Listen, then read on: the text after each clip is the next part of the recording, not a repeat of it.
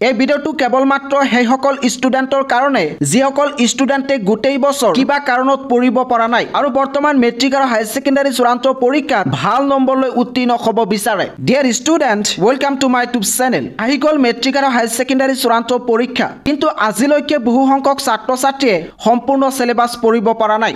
নিজৰ বেমাৰৰ কাৰণে, ফেমিলি প্ৰব্লেমৰ কাৰণে নাইবা বিভিন্ন ধৰণৰ প্ৰব্লেমৰ কাৰণে এতিয়ালৈকে সিলেবাছ কমপ্লিট কৰিব পৰা নাই। এতিয়া প্ৰশ্ন হৈছে যে কেনেকৈ এই সকল ষ্টুডেণ্টে মেট্ৰিক আৰু হায়াৰ ছেকেণ্ডাৰী চূড়ান্ত পৰীক্ষাত ভাল নম্বৰ লৈ উত্তীৰ্ণ হ'ব পাৰিব। তেওঁলোকে গোটেই বছৰ পঢ়িব পৰা নাই, এতিয়া মাজত মাত্ৰ কেইটামান দিন আছে।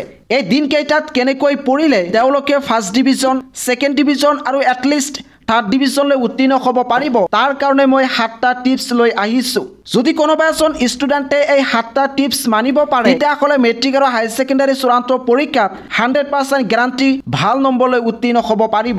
তাৰে 1 নম্বৰ হৈছে solve previous years question paper. অৰ্থাৎ তোমালোকে এতিয়া প্ৰিভিয়াছ ইয়াৰৰ কুৱেশ্যন পেপাৰ সলভ কৰিব লাগিব। যেহেতু এতিয়া তোমালোকৰ ওচৰত সময় নাই, এতিয়া তোমালোকে গোটেই কিতাপখন পঢ়িব নোৱাৰা, এতিয়া তোমালোকৰ হাতত এটাই উপায় আছে যে প্ৰিভিয়াছ ইয়াৰৰ প্ৰশ্ন কাকত সলভ কৰিব লাগিব। এতিয়াৰ পৰা তোমালোকে 2015, 16, 17, 18 এনেকৈ 2024 চনৰ প্ৰশ্ন কাকত সলভ কৰি তোমালোকে এখন দুখন প্ৰশ্ন কাকত সলভ কৰিলেই গম পাবা যে কিছুমান প্ৰশ্ন আছে যিবোৰ প্ৰশ্ন পৰীক্ষাত বাৰে বাৰে আহি থাকে। গতিকে তোমালোকে যদি এতিয়া মেট্ৰিক আৰু হায়াৰ ছেকেণ্ডাৰী চূড়ান্ত পৰীক্ষাত উত্তীৰ্ণ হ'ব বিচৰা তেতিয়াহ'লে প্ৰিভিয়াছ ইয়াৰৰ প্ৰশ্ন কাকত সলভ কৰিবা। আৰু প্ৰিভিয়াছ ইয়াৰৰ প্ৰশ্ন কাকত সলভ কৰা বহুতো কিতাপ আছে, সেই কিতাপকেইখন তোমালোকে মাৰ্কেটৰ পৰা ক্ৰয় কৰিবা।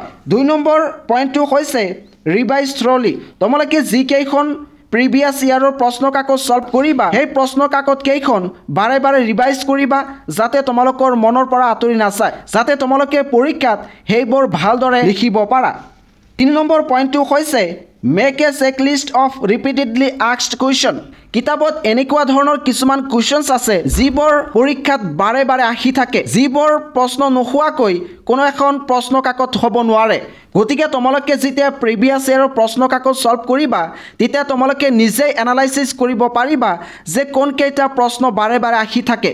সেইকেইটা প্ৰশ্ন তোমালোকে মাৰ্ক কৰিবা আৰু সেই প্ৰশ্নকেইটা তোমালোকে বাৰে বাৰে পঢ়িবা।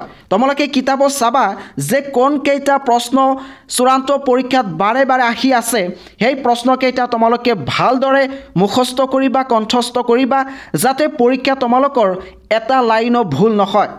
5 নম্বৰ পইণ্টটো হৈছে find out the high scoring topics in your syllabus.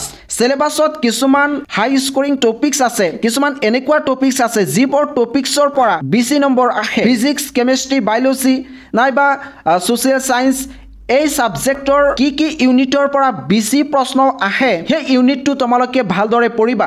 কিছুমান ইউনিট আছে 2 মাৰ্ক নাইবা 1 মাৰ্ক আহে, তোমালোকে এইটো আঁতৰি দিবা।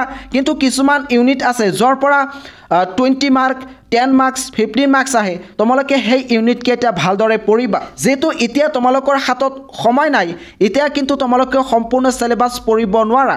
এতিয়া তোমালোকে হাই স্ক'ৰিং টপিকছকেইটা ভালদৰে পঢ়িবা, কণ্ঠস্থ কৰিবা। 6 নম্বৰ পইণ্টটো হৈছে কিপ কাল্ম ডিউৰিং ইউৰ এক্সাম। এক্সামৰ সময়ত তোমালোকে একেবাৰে শান্ত হ'বা, হতাশ নহ'বা। কিছু সংখ্যক ছাত্ৰ ছাত্ৰীয়ে ভাবিব পাৰে যে মই গোটেই বছৰ পঢ়া নাই, এতিয়া মই কেনেকৈ এই মেট্ৰিক আৰু হায়াৰ ছেকেণ্ডাৰী চূড়ান্ত পৰীক্ষাত উত্তীৰ্ণ হ'ম। তোমালোকে এইটো কেতিয়াও নাভাবিবা। এতিয়াও কিন্তু ক'বলৈ গ'লে তোমালোকৰ হাতত সময় আছে। তোমালোকে নিজৰ মনৰ ভিতৰত প্ৰতিজ্ঞাবদ্ধ হ'ব লাগিব যে মই মেট্ৰিক আৰু হায়াৰ ছেকেণ্ডাৰী চূড়ান্ত পৰীক্ষাত এই বছৰ উত্তীৰ্ণ হ'মেই। তোমালোকে এই মাইণ্ডছেটটো লৈ পঢ়িবা। 7 নম্বৰ পইণ্টটো হৈছে ইউজ অনলাইন ৰিচ'ৰ্চেছ ইফেক্টিভলি। তোমালোকে অনলাইনৰ সহায় ল'ব পাৰিবা। তোমালোকে গুগল নাইবা ChatGPTৰ সহায় ল'বা।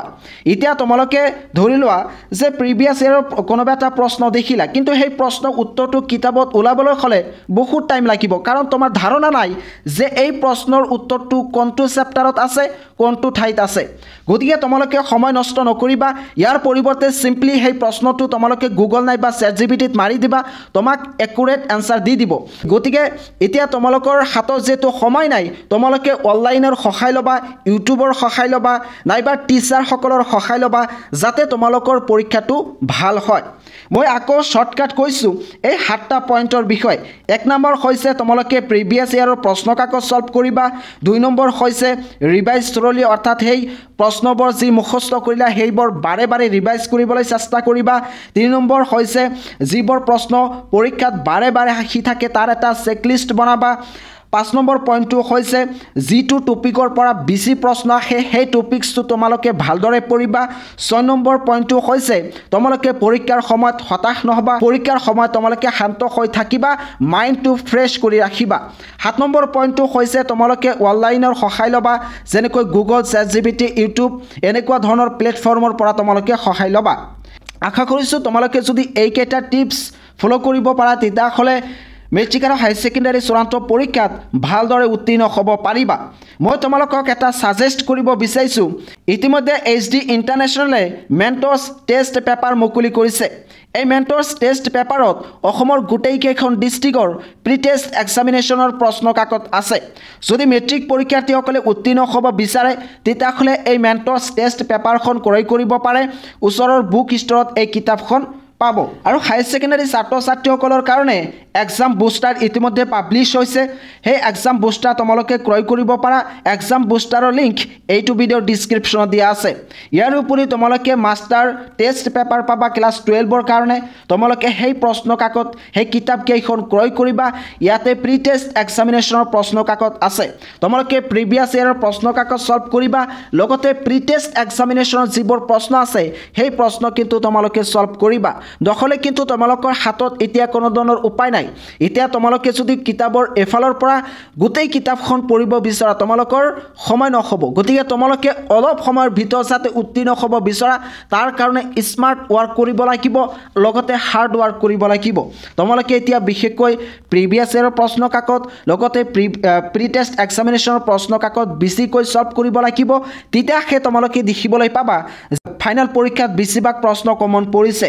তোমালোকে এই চেনেলটো ছাবস্ক্ৰাইব কৰি থৈ দিবা, কাৰণ এইটো চেনেলৰ জৰিয়তে মেট্ৰিক আৰু হায়াৰ ছেকেণ্ডাৰী চূড়ান্ত পৰীক্ষাৰ বিষয়ে প্ৰতিটো মুহূৰ্তৰ খবৰ দিয়া হয়। প্ৰতি বছৰ এইটো চেনেলৰ জৰিয়তে খবৰ দিয়া হৈছে আৰু এই বছৰত তোমালোকক খবৰ দিয়া হ'ব। গতিকে পলম কিয়, এতিয়াই তোমালোকে চেনেলটো ছাবস্ক্ৰাইব কৰি থৈ দিয়া।